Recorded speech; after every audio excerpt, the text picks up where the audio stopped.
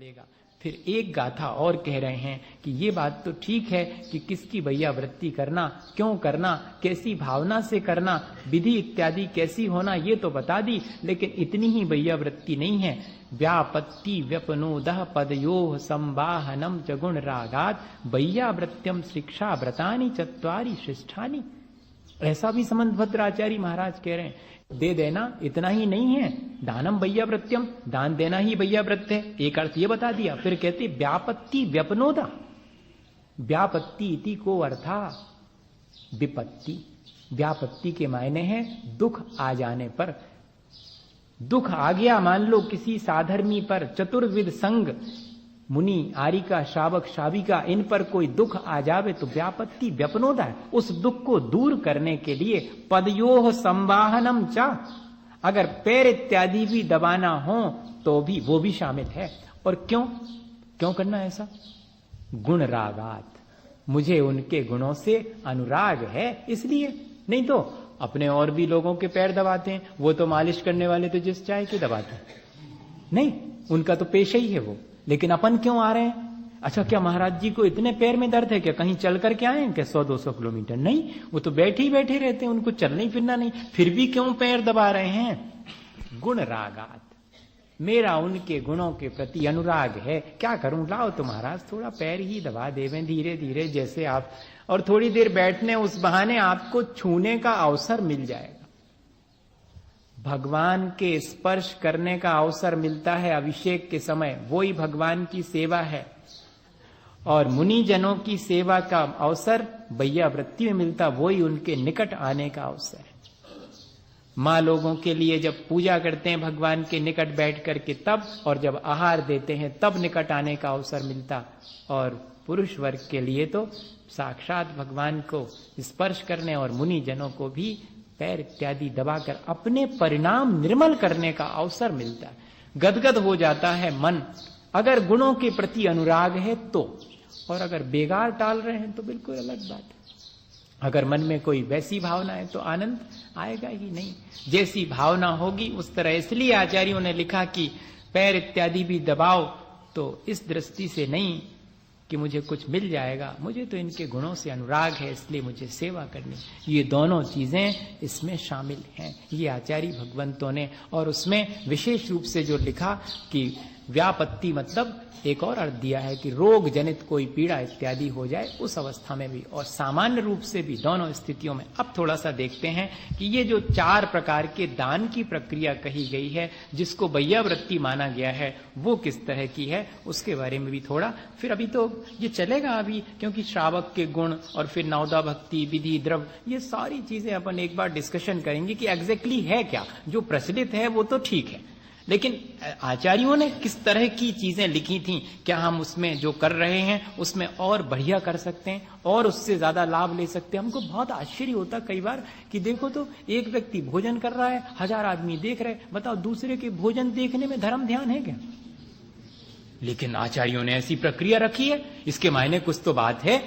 भोजन करते देखने में भी धर्म ध्यान, अपना भोजन करना और अपने परिवारजनों को भोजन करवाना आर्थ ध्यान, और मुनि जनों को भोजन करवाना और उनका भोजन करते देखना धर्म ध्यान। इतने जल्दी आर्थ ध्यान से बचाकर हमें धर्म ध्यान में लगा ही दिया। वही सारी प्रक्रिया जो अपने बेटे को पंखा झलते हुए भोजन करा रहे वो, और एक तरफ जो है मुनि महाराज को पंखा झलते हुए भोजन करा रहे। पंखा झलना नहीं तो मतलब उनके प्रति श्रद्धा रख करके ऐसे कह रहा हूं मैं। तो दोनों में क्या फर्क है? एक व्यक्ति हमको मिले वहां पर गोटे गांव में, और वो बिल्कुल कामरेड समझते, कम्युनिस्ट। तो वो कामरेड थे, वो आने लगे धीरे धीरे करके, ऐसे ही बैठ जाते थे, चर्चा करने लगे। प्रणाम कभी नहीं किया उन्होंने कहा अपन को क्या फर्क पड़ने वाला, मत करो। लोगों को मगर यही लगता है कि इनने प्रणाम नहीं किया, पर फिर भी जब लोगों ने देखा कि महाराज तो अच्छी बात करते हैं, इनसे करने दो। 2 महीने के बाद एक दिन जो है उन्होंने कहा नमोस्तु स्वामी। अरे हमने कहा ठीक है, पहले भी जब आप नमोस्तु नहीं करते तब भी हम धर्म वृद्धि रस्तु कहते थे, और आपने नमोस्तु किया तब भी धर्म वृद्धि रस्तु, आपके धर्म की वृद्धि हो। उन्होंने जो बात मेरे से कही वो मैं कहना चाहता हूं। बोले महाराज मैंने 2 महीने तक आपको प्रणाम नहीं किया, मुझे लगता था कि आप लोग जो भी क्रियाएं करते हैं सब आर्टिफिशियल है। हाँ, सब बाहर बाहर करते हैं, सहज भाव से नहीं करते। लेकिन अब हमको अनुभव हो गया कि नहीं, वो चीजें आपके बड़े सहजता से होने लगी हैं। लेकिन एक चीज फिर भी मुझे खटकती है। मैंने कहा बताओ क्या चीज खटकती है, मैं उसको भी सुधार लूंगा। बोले नहीं, आपका काम नहीं है वो तो शावकों का काम। क्या हुआ? बोले आपकी आहार प्रक्रिया समझ में नहीं आई। क्यों? उसमें क्या क्या मुश्किल है? महाराज हमको आश्चर्य होता है, हम रोज आपके आहार देखने जाते हैं, हम तो ऐसे आहार नहीं कर सकते। हमने कहा भैया आप बताओ तो, कुछ तो कहो, हमको समझ में नहीं आया कि क्या कहना चाह रहे हैं। बोले महाराज, एक अम्मा अकेली 50 लोगों को आसानी से प्रेम से जिमा लेती है, और 50 लोग मिलके एक अकेले आपको नहीं जिमा पाते। अच्छी हड़बड़ी बहुत मचाते हैं। कितनी बढ़िया बात उन्होंने कही।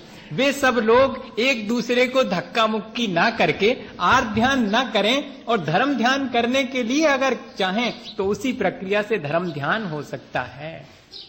ये बात उन्होंने मार्क की कि उस समय जैसा होना चाहिए 50 लोगों का मन, और जैसी प्रसन्नता और जैसे कोऑपरेशन, एक दूसरे को कोऑपरेट तो बहुत कम लोग करते हैं। वहां पर मैं दे लूं और काम खत्म, तुम दे पाओ चाहे नहीं दे पाओ, ये कोई नहीं कहता।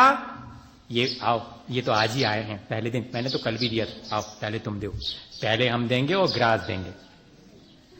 इसमें क्या है? इसमें आर ध्यान है भैया। बहुत छोटी छोटी बात पे अपन चर्चा कर रहे हैं, बैठे प्रवचन नहीं कर रहे हैं, अपन चर्चा कर रहे हैं। हमने हमेशा यही कहा आपसे, इन छोटी छोटी चीजों पर बहुत बड़ी बड़ी आत्मा की चर्चाएं भी अपन कर सकते हैं, लेकिन छोटी छोटी चीजों में धर्म ध्यान हो सकता है। ऐसा सोचा आपने? अपने जीवन को ऊंचा उठाने के लिए ऐसे जहां हम चूक जाते हैं वहां हम संभाल लेवे तो जीवन अपने आप ऊंचा उठ जाए, भावनाएं अपने आप पवित्र हो जाएं। जिन आसान तरीकों से भावनाओं को पवित्र किया जाता है, उन आसान तरीकों से ना कर पाएंगे तो कठिन कठिन तरीके से भावनाओं को पवित्र कैसे करेंगे? वहीं पर खड़े खड़े होकर अपनी भावनाओं को हम कलुषित करना चाहें तो कलुषित कर सकते हैं, और वहीं खड़े होकर के अपनी भावनाओं को उज्जवल करना चाहें तो उसी निमित्त से उज्जवल कर सकते हैं, और दोनों चीजें देखने में आती हैं। उसी प्रक्रिया के दौरान लोग अपना मन कलुषित करते पाए जाते हैं, और उसी प्रक्रिया के दौरान छोटे छोटे बच्चे हर्ष कमा करके और वापस चले जाते। बड़े बड़े लोग एक दूसरे को